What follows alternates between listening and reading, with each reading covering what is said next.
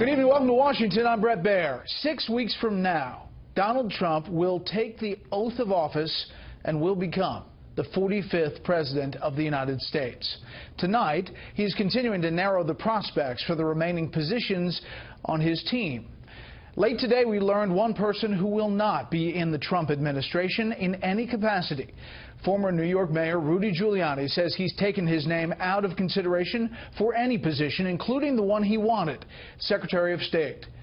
The news breaks as the president-elect takes his show on the road again, saying thank you, and in this case, stumping for votes again to a big crowd in Louisiana, which votes for a Senate runoff tomorrow.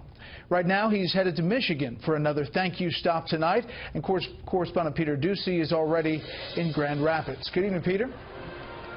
Good evening, Brett. Former New York City Mayor Rudy Giuliani is one of Mr. Donald Trump's most trusted confidants, but he will not have a position in a Trump White House. He has asked for his name to be withdrawn from consideration for any position in the administration.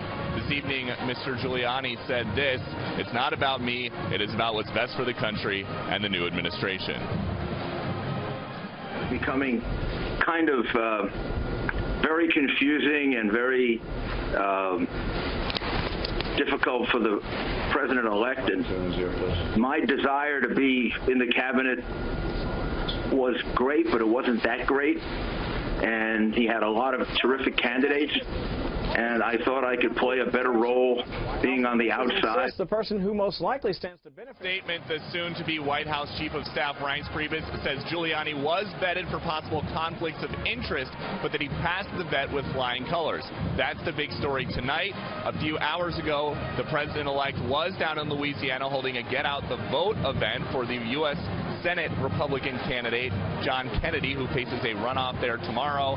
The remarks from the president-elect sounded a lot like something you'd hear at a campaign rally, but with a big difference.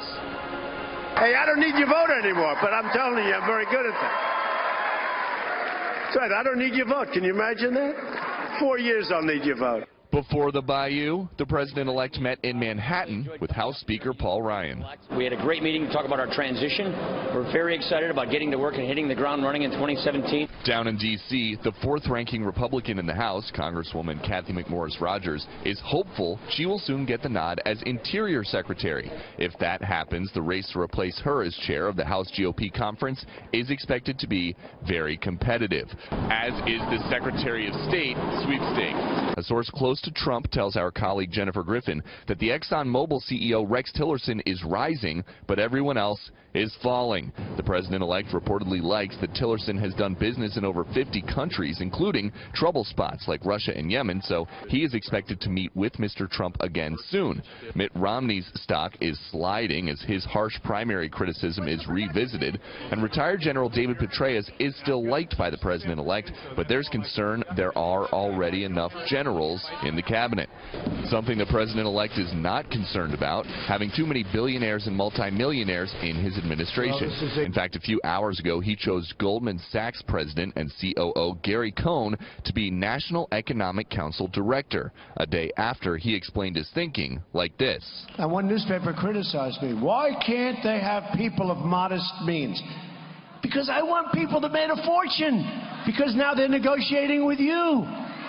Okay? New disclosure documents reveal Mr. Trump spent a fortune of his own money to become President-elect Trump, $66 million. A lot of dough, but less than the $100 million he suggested. $12.5 million of the campaign spending went to companies Mr. Trump owns, and he stands to make even more of it back as executive producer of NBC's Celebrity Apprentice, a title he will keep even after being sworn in. The show is all about business as a competition, and in real life, Mr. Trump is pledging to level the playing field so the U.S. can compete with China. We'll renegotiate our trade deals, stop the product dumping, and the currency manipulation, which is a disaster for our country. Every time we get going, China and others, they just knock the hell out of the value of their currency, and we have to go back and back, and it just doesn't work.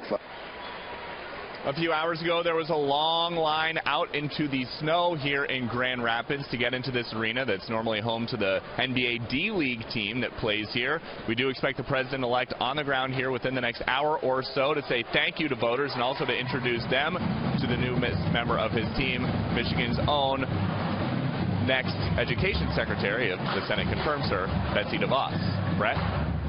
Peter Doocy, live in Grand Rapids. Peter, thank you.